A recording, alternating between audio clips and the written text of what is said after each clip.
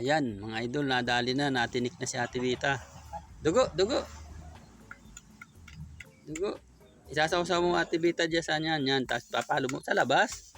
Kapag kayo ng palo, oh. Kapag yan, tak, tak. Yan, ayos na. Yan, ganyan po ang ginagawa. May hasang pa ba? Hindi, ibig sabihin ay, tatang. Nalimutan daw nga yung manok. Nalimutan yung manok. Dapat ay manok nga ang ating kakarnihin ngayon ay nalimutan daw ni Udong. Mamaya daw pagbalik ay ang nabili ay di isda na laang muna. Tinan ko nga yung dalag. Nasaan yung dalag dyan? Ayun yung dalag mga idol. Oh.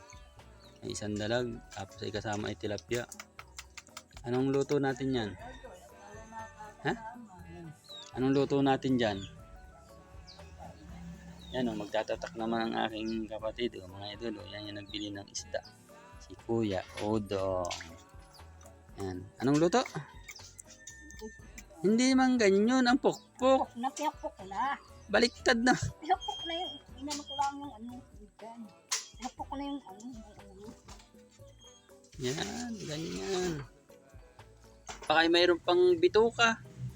Hindi mo tinitingnan. No? Mapait yun. Bagay may natira pang bituka. Mapait. Puro ano ay. Pinaliskisan na nga doon sa binilhan. Ngayon, ang itinira naman nila ay hasang. Yun ang inaalis dito pagdating sa bahay. Hasang na lang ang tinatanggal ni Ate Vita mga idol. Yan, yan po ay binili ni Udong. Kuya Udong. Isda. Dapat nga daw po ay manok. Ay nalimutan daw po yung manok. Di mamaya na lang daw po hapon yung manok mga idol. Kaya yan na lang ang binili, tilapia, saka dalag. Ayan o. Ang mga idol, dalag.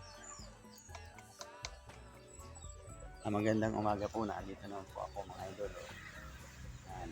Nagbibideo nung nililinisan ng aking Ate Vita na tilapia na binili ni Udong. Ayan po mga idol. Daw dyan, anong luto? Anong luto daw? Gagayat-gayatin pa yung dalag, tapos pipiritusin, tapos yung ibang tilapia ipipiritusin din. Sisigang yung iba. Sige, ayan. Salamat po at magandang umaga sa atin lahat. Ingat po tayo. God bless po mga idol.